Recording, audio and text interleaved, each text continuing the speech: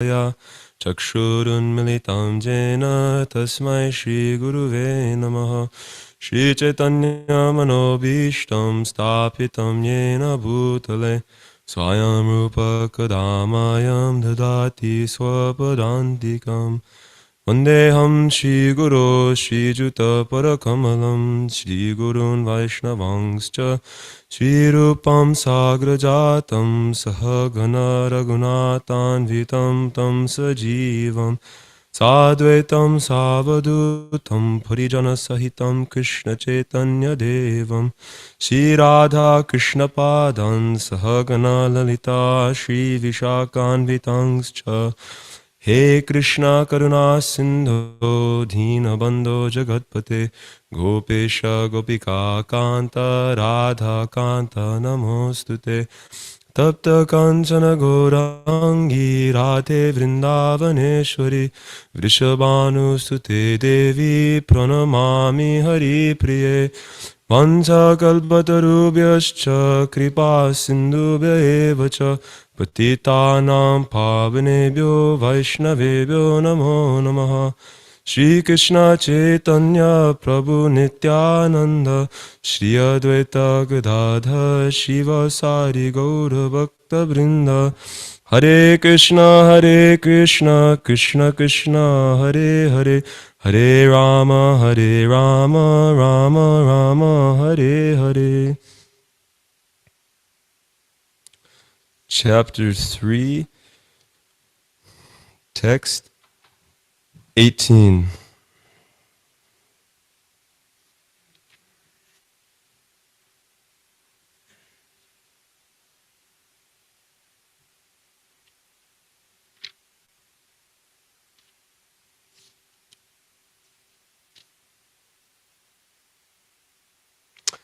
Text 18.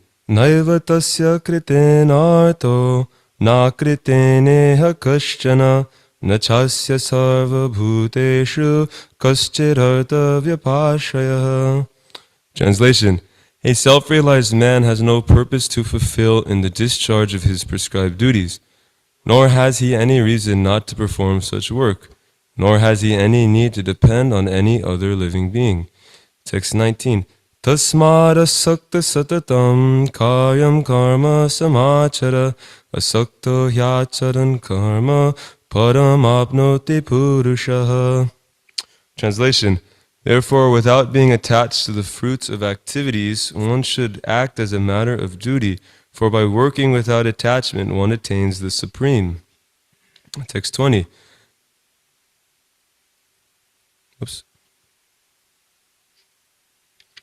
Text 20. Kadmenaiva hi sangsiddhim astita janakadaya lokasangraham evapi sampashyan kartumarhasi. Translation. Even kings like Janaka and others attain the perfectional stage by performance of prescribed duties. Therefore, just for the sake of educating the people in general, you should perform your work. Text 21. Yad yad hachariti sheshtas tat tarevataro janaha sa yad pramanam kurute lokastanuvartate. Translation. Whatever action is performed by a great man, common men follow in his footsteps. And whatever standards he sets by his exemplary acts, all the world pursues. Text 22. Neme partasti kartavyam trishu lokeshu kinchana Nanavaptam avaptavyam varta eva cha karmani.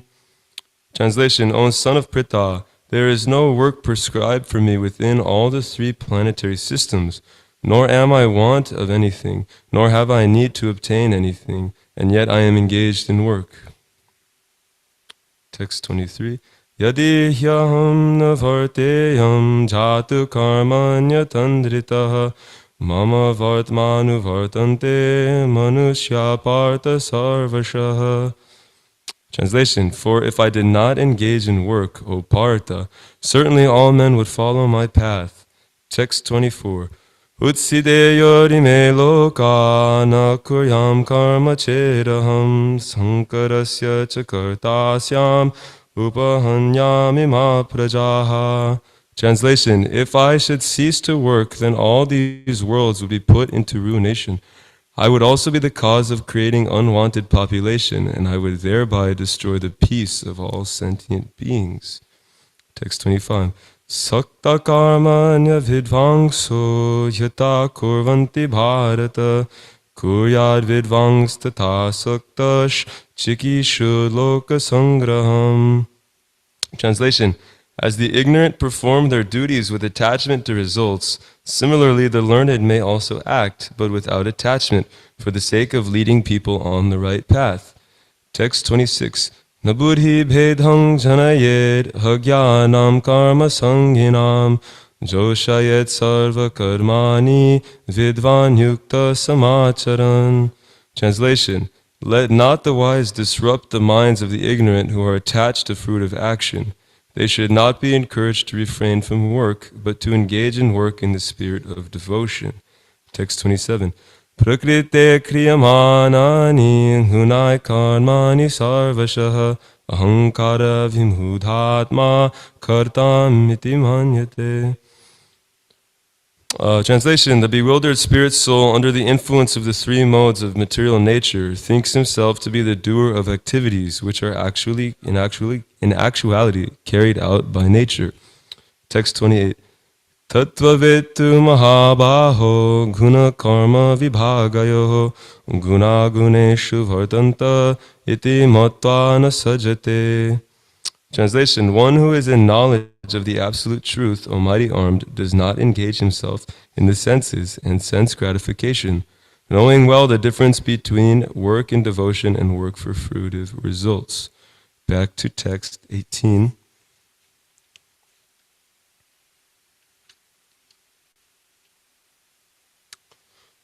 Translation, text 18 translation. A self-realized man has no purpose to fulfill in the discharge of his prescribed duties, nor has he any reason not to perform such work, nor has he any need to depend on any other living being. Purport. A self-realized man is no longer obliged to perform any prescribed duty, save and except activities in Krishna consciousness. Krishna consciousness is not inactivity either, as will be explained in the following verses. A Krishna conscious man does not take shelter of any person, man or demigod. Whatever he does in Krishna consciousness is sufficient in the discharge of his obligations. We would love to hear from Maharaj.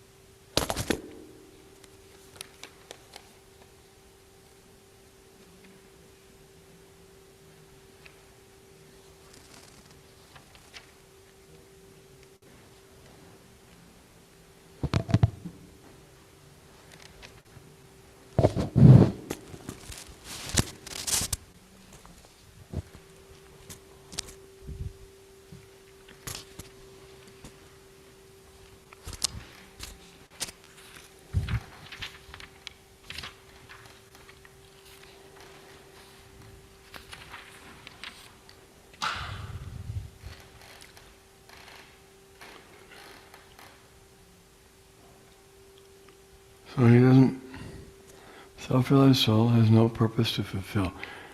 He has nothing to achieve. He's not trying to achieve anything in the material world. But at the same time, he doesn't mind doing anything. He's not averse. In the material world, the living entities are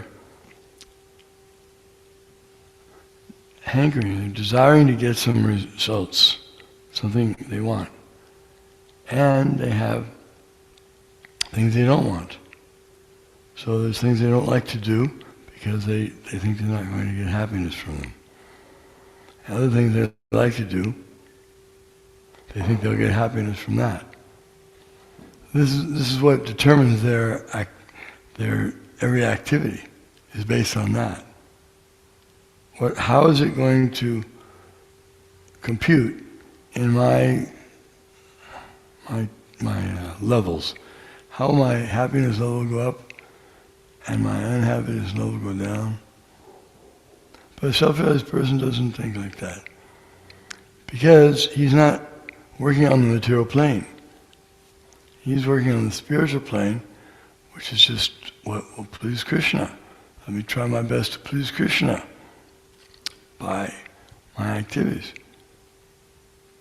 So someone may say, well, won't that'll be disappointing to you. You'll be missing out. The Super Bowl's on and you're not watching it. You're going to miss. You could have had some pleasure that you're missing from that.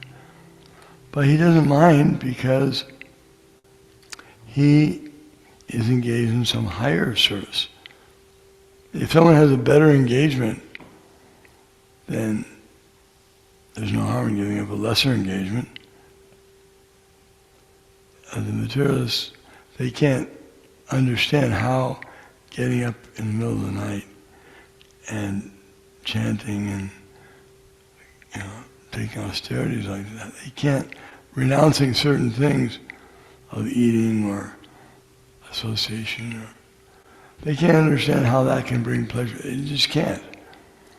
So therefore, it's very mysterious to them. And sometimes they get so upset about it that they try to kidnap their sons and daughters who may have taken to the Krishna consciousness movement. And then they tried to bring them back to sanity. But who's crazy, Prabhupada? Are they crazy? Trying to squeeze every bit of pleasure out of everything? And the things that don't have pleasure in them, they're trying to squeeze pleasure. Whereas on the other hand, the devotees, they are not dependent on the ordinary course of events. They're not dependent on any other living being. Krishna is not included in the other living beings here. Says here, Sarvabhuteshu. That's all the living entities. He's not all the living entities, he's the one living entity. He's the one living entity that maintains all the other living entities. So he is, everyone has to depend on Krishna. But there's no use depending on anyone else because even Indra was proven unable to supply. He couldn't. When Krishna wanted something different, he tried to overrule that, but he was unsuccessful. Brahma tried to overrule Krishna's plan, so he stole all Krishna's friends, cows, and he wanted to upset things. He wanted to show that there is some power, perhaps that's greater than Krishna, but there's none. Therefore, if Krishna wants one to do something, then that's what they should do.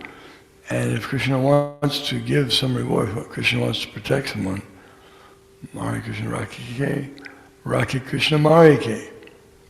No one can kill someone who Krishna decides to protect, and no one can protect anyone that Krishna decides to kill. So there's no use trying. Better to just go along with Krishna's plan. Then it's perfect, because Krishna is the one who's maintaining all of the entities. Everyone's thinking that they're dependent upon themselves or their family or their country or their army or whatever they think. Actually, those things cannot protect one. There are so many examples of, just like a nice example is the great ship Titanic had the best building structure, the best crew members, the best captain, the finest people, everything, best food. Still it went down. First voyage, So we can't depend on anything else but Krishna. If we do, we'll certainly be disappointed. If we think that our husband or our father or anyone's going to protect us, we're an illusion, because they can't even protect themselves.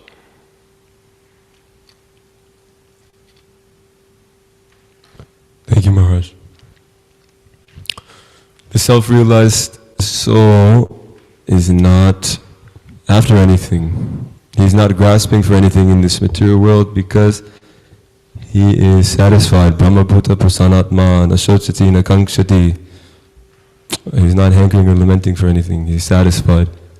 Samasarveshu bhuteshu. And so he's seeing all living entities on equal platform, not trying to exploit anyone, not trying to hang out with someone to get some enjoyment, not trying to avoid someone for some ulterior motives. But he's simply just seeing all living entities from that spiritual platform equally. Actually, that's the best condition of society too. If everybody in society could actually see from that spiritual platform, then all problems are gone. Sama sarveshu bhuteshu. Nashochati nakankshati, so he's not hankering or lamenting. And one who is situated in that knowledge, jnanavam mam prapadyate. So he's one situated in knowledge ultimately surrenders unto Krishna. Jnanavam mam prapadyate. The devotee is jnanavan, and who bestows that knowledge upon him is actually Krishna, God, Bhagavan. So we understand God as Bhagavan in the Vedas. And Bhagavan is that person who actually owns all things, all opulences. He owns all of them. So Bhagavan. So the devotee is Jnanavan, but only because Bhagavan bestows that knowledge upon the devotee who surrendered to him. Krishna says, Mata Smritir Jnana. So Krishna is the source of knowledge. And the devotee who is non-envious, like Arjuna, surrendered to Krishna actually acquires that knowledge and becomes Nashochati Nakankshati, Samasarveshu Bhuteshu. And Brahma Bhuta Prasanatma, he's happy. So Krishna is Bhagavan, God is Bhagavan. He owns everything. Sarva Loka Maheshwaram, he owns all the land. And even Brahmano hi pratishtaham, he's the source of the Brahman effulgence, which the impersonalists are obsessed with. They are attracted to that Brahman effulgence, the impersonal conception of God, like a moth is attracted to a flame.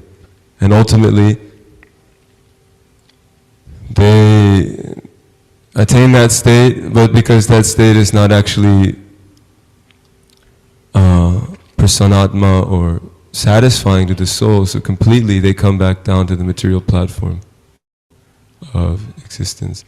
So Krishna is actually that person who owns the Brahman effulgence too, and as well Sarva Loka Maheshwaram, all the planets, all the land in the total material cosmic manifestation. Krishna owns that. All spiritual worlds and all material worlds are emanating from Krishna. So this is actually the intelligent position to take, is to surrender unto Krishna. Because if we don't actually do that, then you'll have to surrender unto somebody else.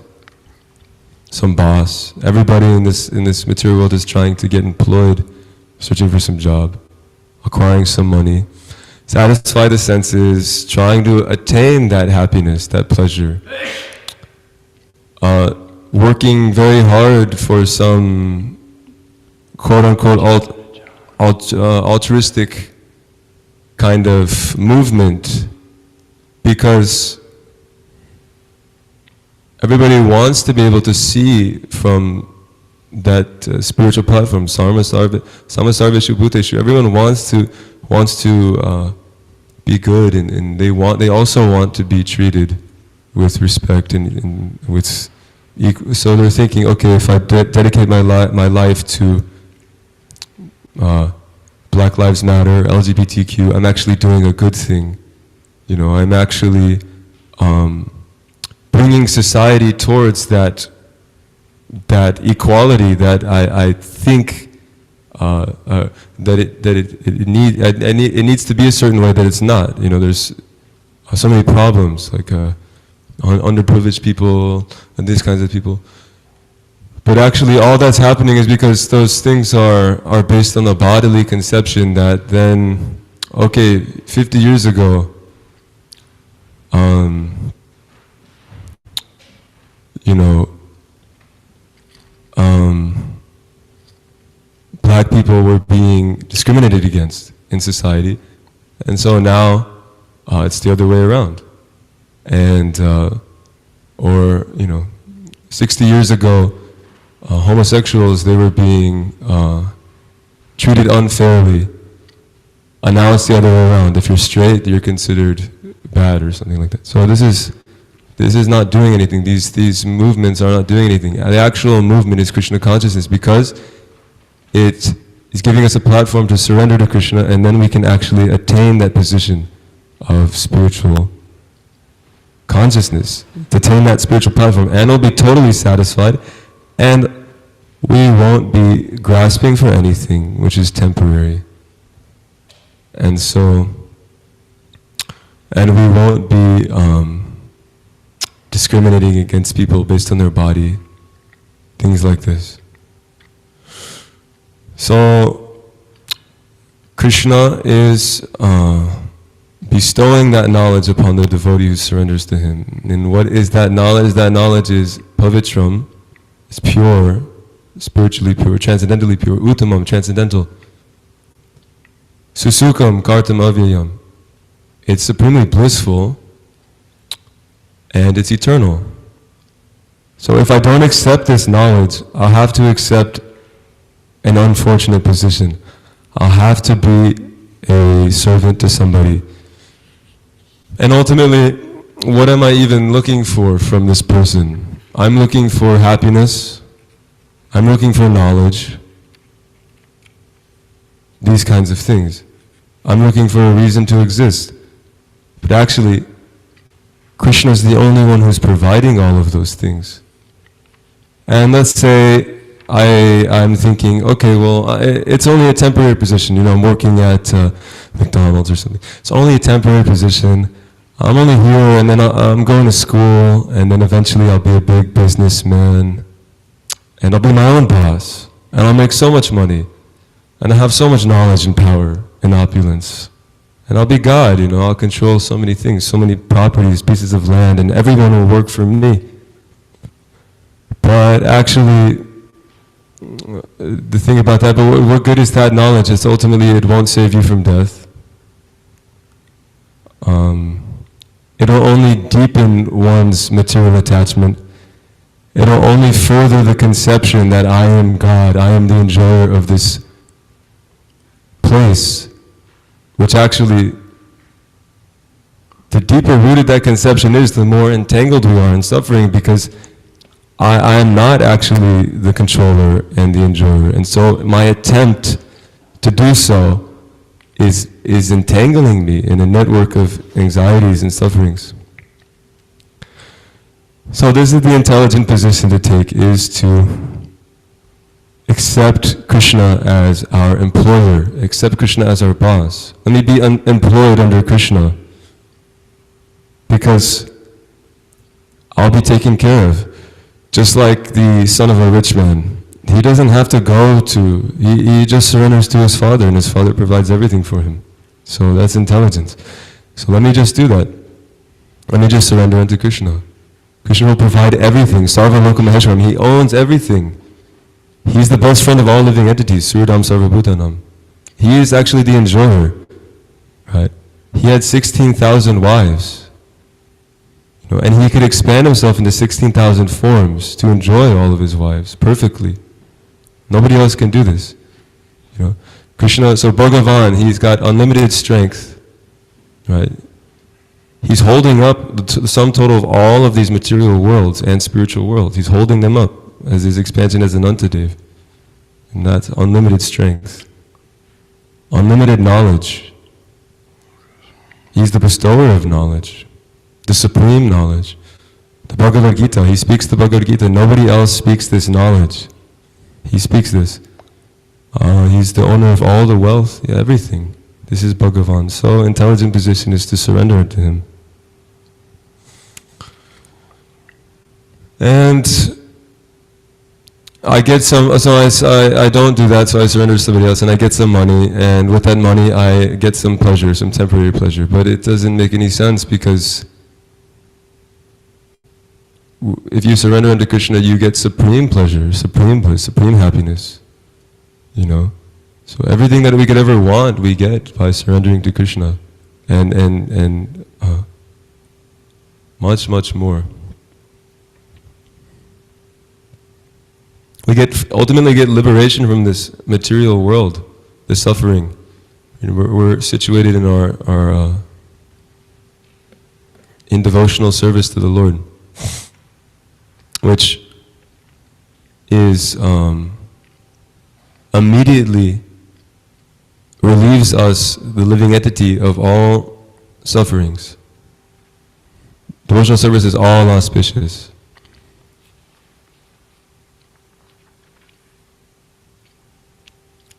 Because if I don't accept that position, then again I have to accept something less than.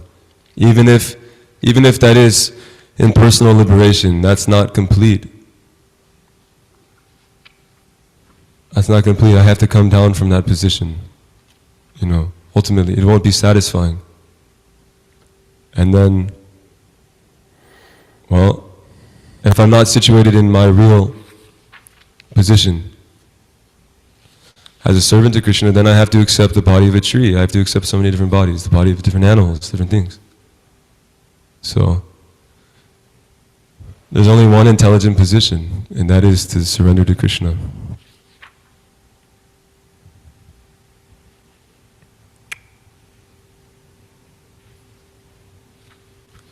So many places in the Vedas is actually describing how Krishna is Ishavasyam Sarvamidam in the Isha Upanishad. Krishna owns everything. So,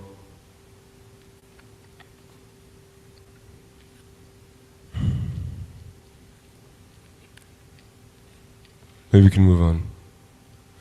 Text 18. A self-realized man has no purpose to fulfill in the discharge of his prescribed duties, nor has he any reason not to perform such work, nor has he any need to depend on any other living being. A self-realized man is no longer obliged to perform any prescribed duty, save and except activities in Krishna consciousness. Krishna consciousness is not inactivity either, as will be explained in the following verses. A Krishna conscious man does not take shelter of any person, man or demigod. Whatever he does in Krishna consciousness is sufficient in the discharge of his obligation. And because he's surrendering to the highest person, Krishna, Bhagavan, he doesn't need to actually surrender to anyone else. That's intelligence, you know. We shouldn't reject this opportunity for something which is less than. It doesn't make any sense. You know, if you're carrying a bunch of rocks and you come across some gold, well, then you immediately put the rocks down and pick up the gold. So this is what we do. You know, we're going about our life, and then our fortune is made by the devotees, and they actually dispel that ignorance, that actually this Krishna consciousness is the most valuable thing. Please take it right now, take it immediately. And then I put down whatever nonsense I'm engaged in and pick that up, and then I realize, oh, susukam kartam avyayam, this knowledge is supremely blissful, you know. It's satisfying. It's safe, I'm finally safe, you know, this is shelter. Like Sri Chaitanya Mahaprabhu came to give this Hare Krishna Mahamantra, and it's so practical. I'm able to take that and do it and directly perceive the result. It's a science. It's not like we're just saying, please, you must just agree with what I believe, you know. But it actually, just try it. Just take it. It's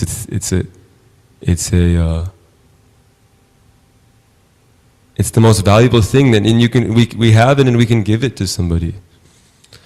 Just like that one story, I'll butcher it, but with Sanatana Goswami and the Chintamani, and he throws the Chintamani away, and he, I don't exactly remember it, but the point, there's one story, it's a nice, Prabhu, would you like to tell it? Any devotees would like to tell it? Yeah.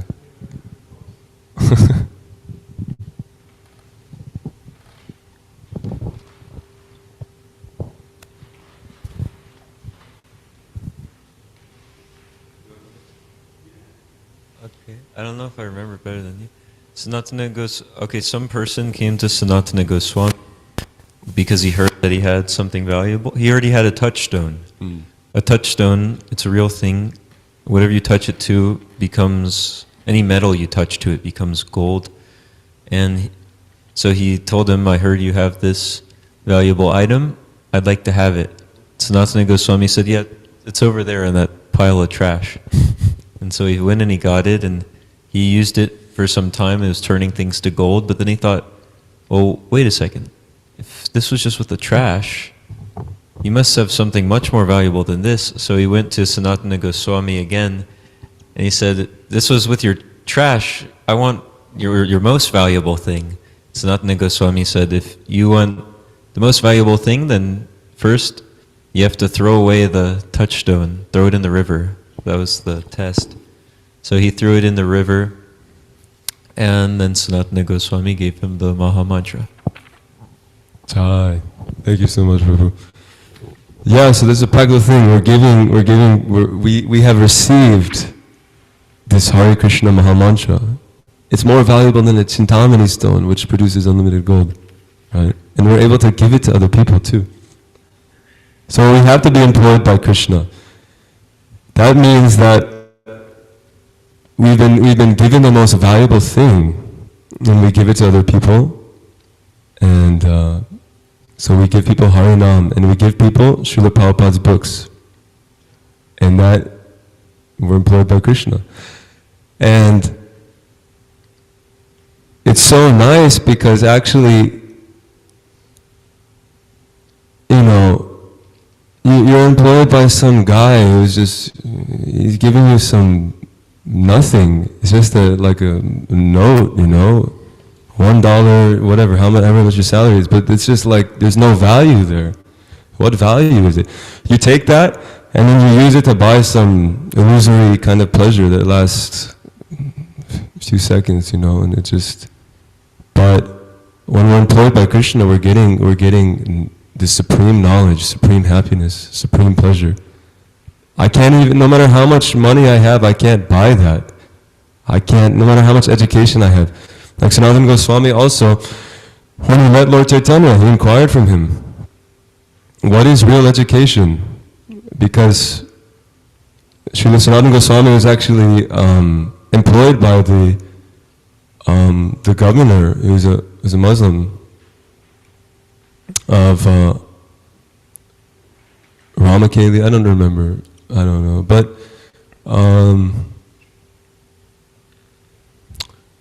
he inquired from Lord Chaitanya when he met him, what is real education? Lord Chaitanya, he said, because Sanatana Goswami was materially a very educated person. He had a very high position. He was very wealthy, all these nice material qualifications. And so Lord Chaitanya, and this person is inquiring, what is real education? He said, what is the value of my education if I don't even know who I am? You know? So then Lord Chaitanya, so anyways, what is the value of such material education and all wealth and all these different things if it doesn't actually bestow upon us that knowledge? Who am I? What is my real identity? What is my eternal identity? What is my eternal benefit? What will make me supremely happy and satisfied? What good are those things? They're not good, they're useless. It's like Sanatana Goswami threw that Chintamani in the trash pile because he had received the Hare Krishna Maha Mantra.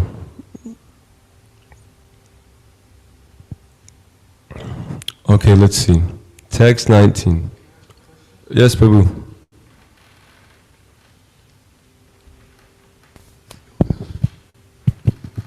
Hare Krishna, you were making the point of, why surrender to somebody, here, like a boss or somebody, when we can surrender to Bhagavan, there's a person who has all opulences. So, I was thinking, if I approach a personality, and I surrender to them, it's clear they give me instructions, you do like this, you do like that, but we want to surrender to Krishna, so how, we can't really perceive him being there, right there with us to, teach us and guide us. So how can we approach that properly? Yeah, we can't perceive him in our conditioned state, but I can perceive somebody who does perceive him, and I can go to that person and I can, like Srila Sanatana Goswami did with Sri Chaitanya Mahaprabhu. You see this exalted personality who's in such a condition, and it's not even that hard to recognize either. Like, there's so many book distributors who have that experience, like people, they have a general sense that, okay, the devotees are different, there's something different about them, they possess something, they have something. If they're at that level, there's quite a bit of people who appreciate the devotees, and so we're able to perceive these things. Okay, here's a devotee of the Lord, Srila Prabhupada. He's done things which actually, his life, he lived his life in such a way where you can just see he was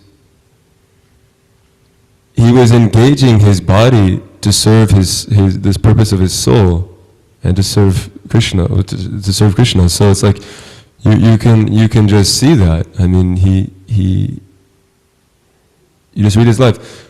And then his bona fide representative, the bona fide representatives of Srila Prabhupada, I mean, they're following in his footsteps. And so we can surrender ourselves to them. And then that is as good as surrendering ourselves to Bhagavan.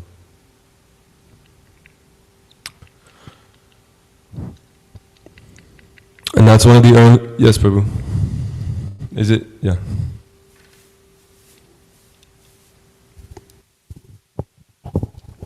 Hare Krishna, Prabhu. Thank you. Very nice satsang, Prabhu. Really good.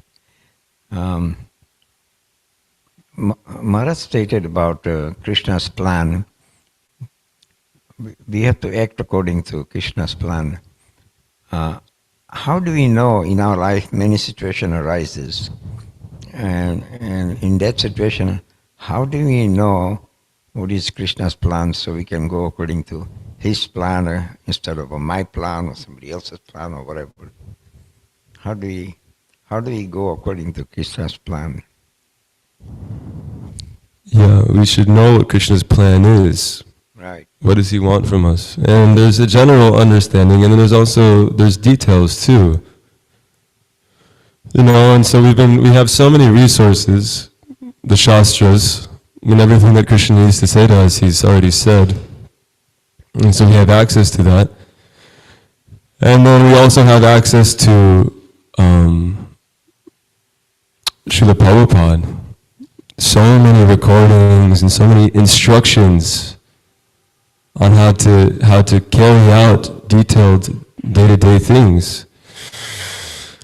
And we also have the association of devotees who are following in the footsteps of Srila Prabhupada, and they can help us even more refine. Maybe we don't understand what Prabhupada said, so they can help us put it in such a way that it makes sense to us. So there's those resources, there's so many external resources, because honestly, we can't really trust our inner voice, The mind says so many things. tells us to do so many things. So, but if we present what's going on inside to these personalities, the devotees, then they can help us make decisions in our life. What should we do and what shouldn't we do? And then eventually, if you do this enough, you realize, well, every time I follow the instructions of the devotee, then things go right. And every time I just neglect the instructions of the devotee and I act according to my own whim, I'm thinking, okay, I know how to do it. If I do it like this, then I'll get a better result, or I'll just do it like this. Actually, that's not the case. The devotees provide intelligence, how to do things nicely, and when you do them, you'll realize, oh, yeah, that was much better. Krishna reciprocated way more. Things like that. Yes, we have two. Is one related to this? Okay, Prabhu, yeah.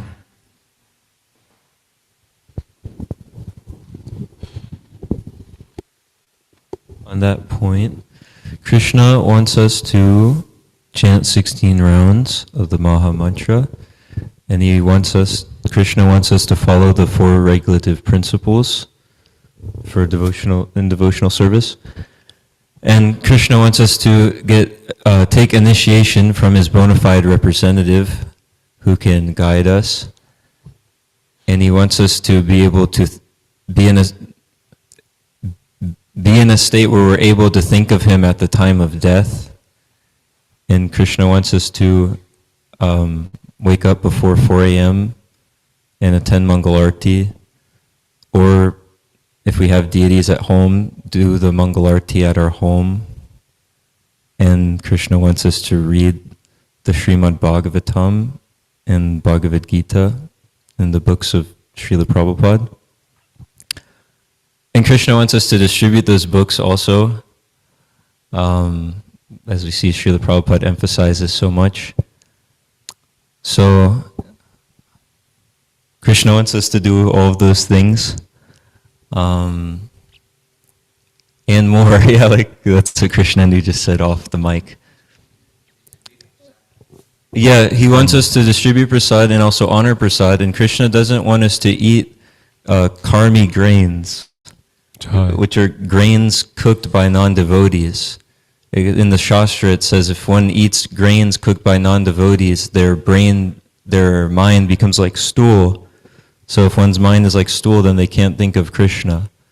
So he wants us to take food that's been cooked by devotees with love and devotion for Krishna and offered to Krishna. And he wants us to associate with devotees and not associate with people who hate him, like materialists. Is that okay? That's great, yeah, because the general statement is Sarva Dharmam Parityaja. He wants we surrender to him. And then even a little bit more precise is that you're chanting 16 rounds, 4 regulated principles, everything that you said. And then there's even more precise. You can read Srila Prabhupada's Shikshamrita too. It gets so detailed, and even more, you reveal your mind to a bona fide representative of Srila Prabhupada. Sit down, I'm going through this, I need help. Everything that you're going through, just lay on the table for them. So, yeah. Could I make one more? Of course, comment? Yeah. Because it wasn't on this the question, but I was thinking about it since you read the verse. I just thought it was really interesting. So the verse that you had read, a self-realized man has no purpose to fulfill in the discharge of his prescribed duties, nor does he have any reason not to perform such work, nor has he any need to depend on any other living entity. So I was thinking, well, how? Why? How does this self-realized person, he has got nothing to do, he's got no need, so if we look just a few verses over from that, Krishna said, Son of Partha, there is no work prescribed for me within all the 3 planetary systems, nor am I in want of anything, nor have I a need to obtain anything. and yet I am engaged in prescribed duties. So Krishna is like that. So there's no duty that's prescribed for him. He's free of any kind of obligation. There's no need. And then also in chapter 4, text 14, Krishna said, "There is no work that affects me, nor do I aspire for the fruits of action. One who understands this truth about me also does not become entangled in the fruit of reactions of work." All the liberated souls in ancient times acted with this understanding of my transcendental nature. Therefore, you should perform your duty following in their footsteps. So, if one serves Krishna, they become like Krishna. I was wondering, why is it this self-realized person, he's got no duty, he's not entangled in any kind of karma, no need. So why? It's because he's serving Krishna, so he becomes like Krishna. And Krishna explains that in the Gita, but just also one like practical example. We can see like anytime someone serves a master, they take on the qualities of the master. So like you see when someone's out walking their dog, who's the master in this situation?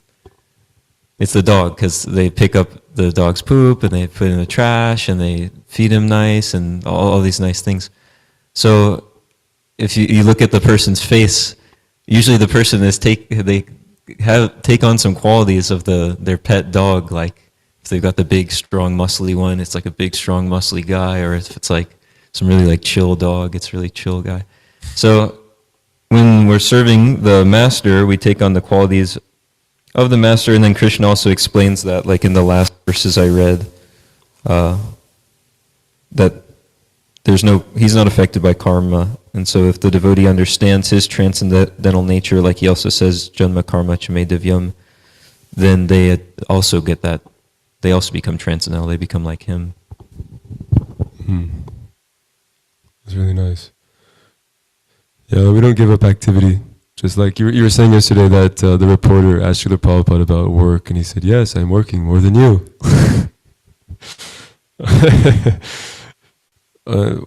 Okay, well, it's 22. Okay. Srimad Bhagavad Gita ki jai. Prabhupada jai.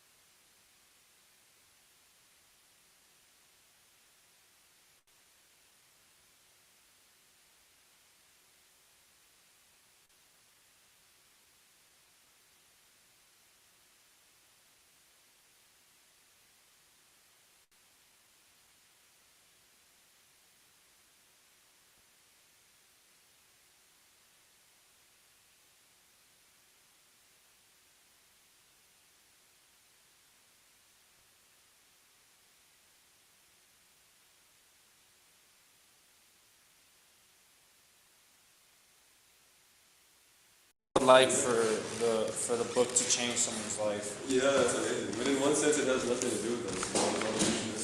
Yeah, Krishna's Prabhupada is distributing books.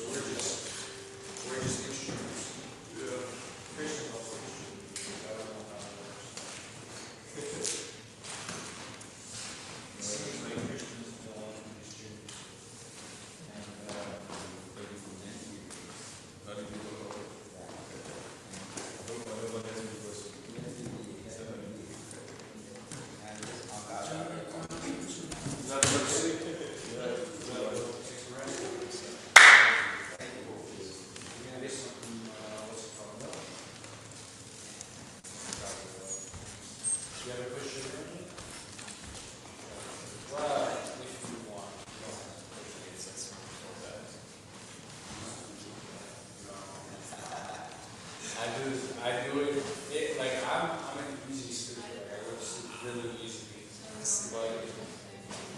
Well, I've just been really tired. I've been falling asleep really easily. Sleeping sound, but I've just been waking up earlier than I used to. Yeah, so. You're doing a good job. Hanging in there. You're like, I like your attitude. It's very like subtle. You know what subtle is? More goodness. Yeah, very calm, very like, very stable. You gotta stay with personality. Yeah, so first everyone's lovely. Right. I've been in other ways before. Okay, how many people? I'll catch you later.